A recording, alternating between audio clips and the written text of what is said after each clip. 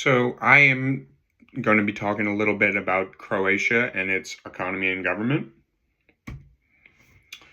So, first off, a little bit background about Croatia. Their capital of the country is Zagreb.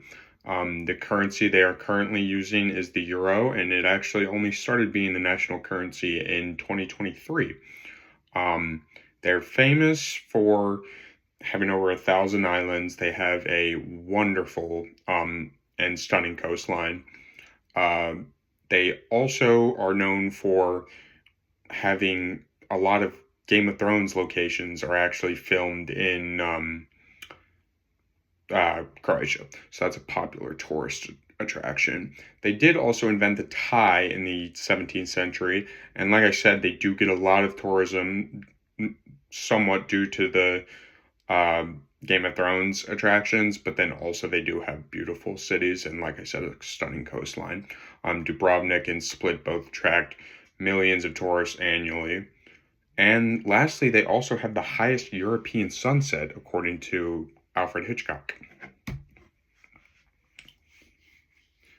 So their economic system most closely resembles a social market economy, and this is because it combines free market principles with government intervention in social policies. It's similar to Germany's economic model, balancing it because it balances capitalism with social welfare. They have a strong state presence in infrastructure, energy, and tourism, though. So that's a little bit more on the socialism side. Their economy, on the other hand, is a mixed economy, and this is because they do have free market trade, but the government does control key industries like energy and transportation. And their biggest industries are one, tourism. It accounts for 20% of the national GDP, so that's critical to their economy. But they do also have large manufacturing, shipbuilding, agricultural, IT, and renewable energy industries.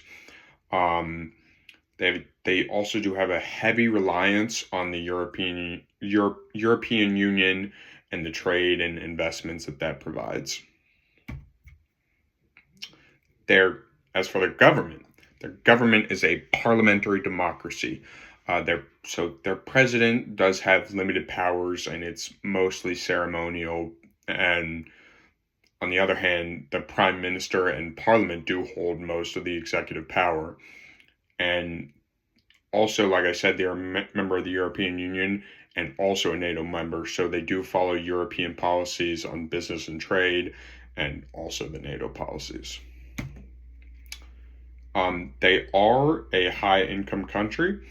They they joined the EU in 2013, so relatively recent, and it helped them a lot with economic stability and investing opportunities. They have a great infrastructure, skilled labor, but they do challenge a little bit, or they do have face some challenges a little bit in bureaucracy, and they tend to have slow reforms. Their GDP per capita sits at at about 18,000 right now, and they're still catching up to the western side of Europe. Um, as for the question of can an American company thrive in Croatia, the answer is yes, but there are some things to focus on. That would be tourism and hospitality. Like I said, major driver of Croatia's economy.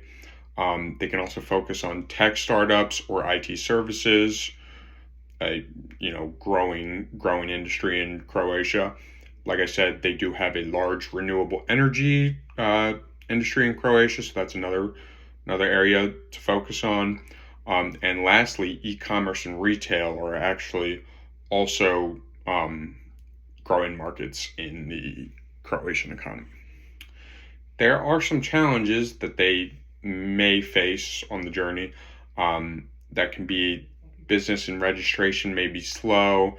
There's also a corporate tax of 18%, but there are incentives um, to owning corporations in Croatia.